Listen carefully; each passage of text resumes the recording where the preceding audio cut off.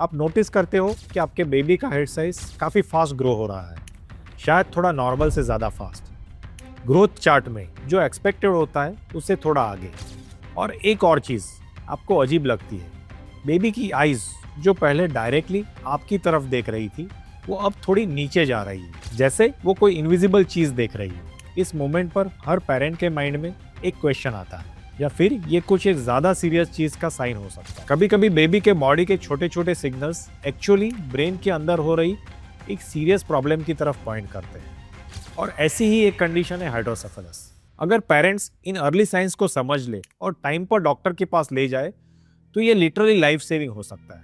आज हम simple language में समझेंगे हाइड्रोसेफेलस क्या होता है और कौन से साइंस है जो हर पेरेंट को पता रहने चाहिए। हाइड्रोसेफेलस एक्चुअली क्या होता है? आपने शायद कभी water on the brain phase सुना होगा। ये थोड़ा ओल्ड टर्म है, लेकिन लोग कॉमनली हाइड्रोसेफेलस को इस नाम से जानते हैं।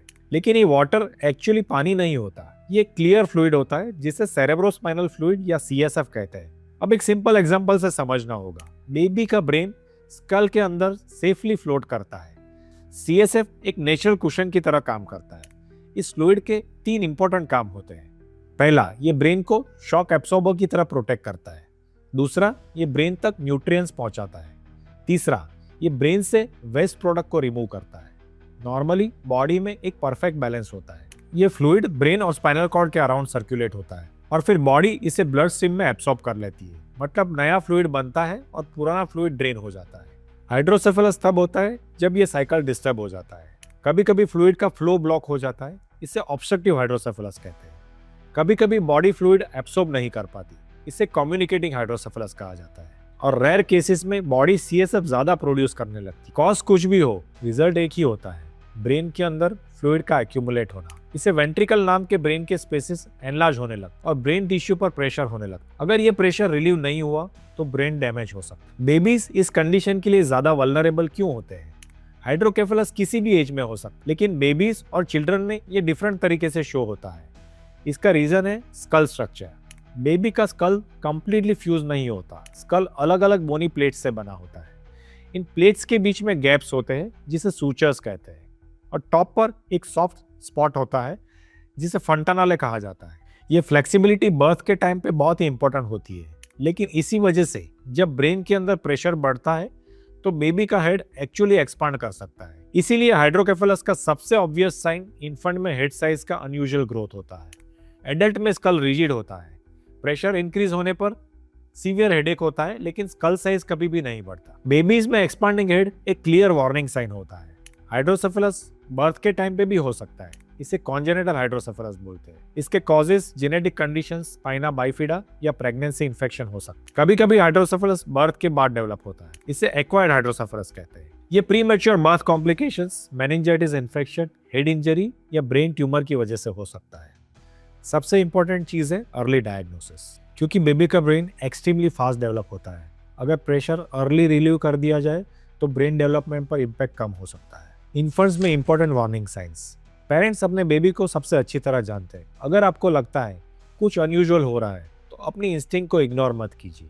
सबसे कॉमन साइन है अनयूजुअली लार्ज हेड साइज या हेड साइज का बहुत फास्ट ग्रो करना। इसीलिए आपने देखा होगा कि पीडियाट्रिशियन हर विजिट पर बेबी का हेड सर्कम्फरेंस मेजर करते हैं। अगर ग्रोथ चार्ट में head size suddenly percentile lines cross करने लगे तो ये एक रेड फ्लैग होता है। दूसरा इंपॉर्टेंट साइन है सॉफ्ट स्पॉट का बल्जिंग।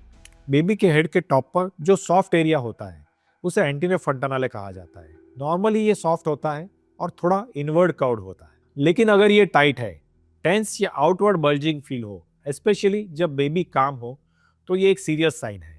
ये बेसिकली एक प्रेशर इंडिकेटर की तरह काम करता है। बेबी के आईज भी बहुत इंपॉर्टेंट क्लू देते हैं। कभी कभी बेबीज की आई परमानेंटली डाउनवर्ड गेज में अपीयर होती है। डॉक्टर्स इसे सेटिंग सन साइन कहते हैं। इसमें प्यूपिल्स नीचे की तरह होती है और आइरिस के ऊपर व्हाइट पोर्शन विजिबल होता है। ये यूजुअली एक हाई प्रेशर का लेट साइन होता है और अर्जेंट मेडिकल अटेंशन जरूरी होता है। इसके अलावा कुछ और सिम्टम्स भी हो सकते हैं।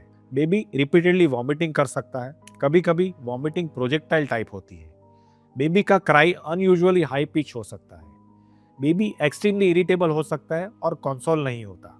बेबी बहुत ही स्लीपी हो सकता है और फीड के लिए वेकअप करना डिफिकल्ट हो जाता है। पुअर फीडिंग भी एक कॉमन साइन है। बेबी सकिंग या स्वॉलोइंग में डिफिकल्टी शो करता है। कभी कभी सीजर्स भी हो सकते हैं और एक्सपांडिंग हेड की वजह से स्काल्प वेन भी क्लियरली विजिबल हो सकती है। अगर इनमें से एक से ज्यादा साइन साथ में दिख रहे हो तो इमीडिएटली डॉक्टर को कंसल्ट करना जरूरी है। टोडलर्स और ओल्ड चिल्ड्रन में साइंस, जैसे जैसे चाइल्ड ग्रो करता है स्कल बोन्स फ्यूज हो जाते हैं, उसके बाद हेड साइज एक्सपांड नहीं करता, इसीलिए सिम्टम्स थोड़े डिफरेंट हो जाते हैं। सबसे कॉमन कंप्लेन होती है परसिस्टेंट हेडेक। ये हेडेक मॉर्निंग में ज्यादा सीवियर होता है क्योंकि रात भर लाइंग पोजीशन में प्रेशर इंक्रीज होता है। हेडेक के साथ नोजिया या वॉमिटिंग भी हो सकती है। कभी कभी विजुअल प्रॉब्लम्स भी डेवलप होती है। चाइल्ड ब्लरी विजन या डबल विजन की कंप्लेन कर सकता है। कभी कभी पेरेंट्स नोटिस करते हैं कि चाइल्ड डेवलपमेंट में पीछे जा रहा है। जो चाइल्ड प्रॉपरली वॉक करता था वो सडनली क्लब्जी हो रहा है। जो चाइल्ड बोलना स्टार्ट कर चुका हो वो स्ट्रगल करने लगता है। ये नॉर्मल डेवलपमेंट डिले नहीं है, ये न्यूरोलॉजिकल साइन हो सकती है। Potty train child suddenly accidents करने लगता है। चाइल्ड एक्सट्रीमली टायर्ड रहता है। स्कूल परफॉर्मेंसेस सडनली ड्रॉप हो रहे हैं। मेमोरी इश्यूज या पर्सनालिटी चेंजेस भी नोटिस हो सकते हैं। कभी कभी मसल स्टिफनेस या वीकनेस भी डेवलप हो सकती है। अगर आपको लगता है कि child previously learn skills lose कर रहे हैं तो इसे इग्नोर नहीं करना चाहिए। डायग्नोसिस और ट्रीटमेंट, अगर डॉक्टर को हाइड्रोकेफेलस का सस्पिशन होता है तो न्यूरोलॉजिकल एग्जामिनेशन करते हैं। उसके बाद इमेजिंग टेस्ट किए जाते हैं। इन्फेंट्स में जिनका फंटनल ओपन होता है अल्ट्रासाउंड से वेंट्रिकल का साइज देखा जा सकता है। ओल्डर चिल्ड्रन में सिटी स्कैन या एमआरआई किया जाता है। ट्रीटमेंट यूजुअली सर्जरी होता है। सबसे कॉमन ट्रीटमेंट है शंट प्लेसमेंट। शंट एक थिन फ्लेक्सिबल ट्यूब होती है जो इंटरनल ड्रेनेज सिस्टम की तरह काम करती है। ट्यूब का एक एंड ब्रेन के वेंट्रिकल में प्लेस किया जाता है। फिर एक वाल लगाया जाता है जो फ्लूइड के फ्लो को कंट्रोल करता है और ट्यूब का दूसरा एंड यूजुअली एब्डोमेन तक जाता है जहां फ्लूइड सेफली एब्सॉर्ब हो जाता है। इसे वेंट्रिकुलोपेरिटोनियल शंट या वीपी शंट कहा जाता है।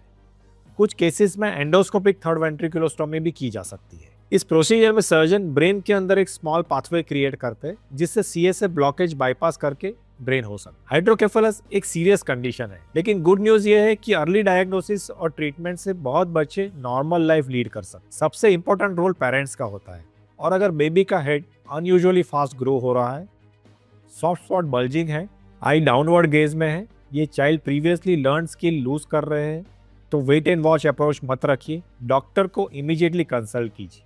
पेरेंट्स की अवेयरनेस ही सबसे पावरफुल टूल है। आपकी टाइमली एक्शन आपके चाइल्ड के फ्यूचर को कंप्लीटली चेंज कर सकती है। अगर आपको ये इन्फॉर्मेशन हेल्पफुल लगी हो तो इसे दूसरे पेरेंट्स के साथ भी शेयर कीजिए, क्योंकि कभी कभी एक सिंपल अवेयरनेस किसी बच्चे की लाइफ सेव कर सकती है।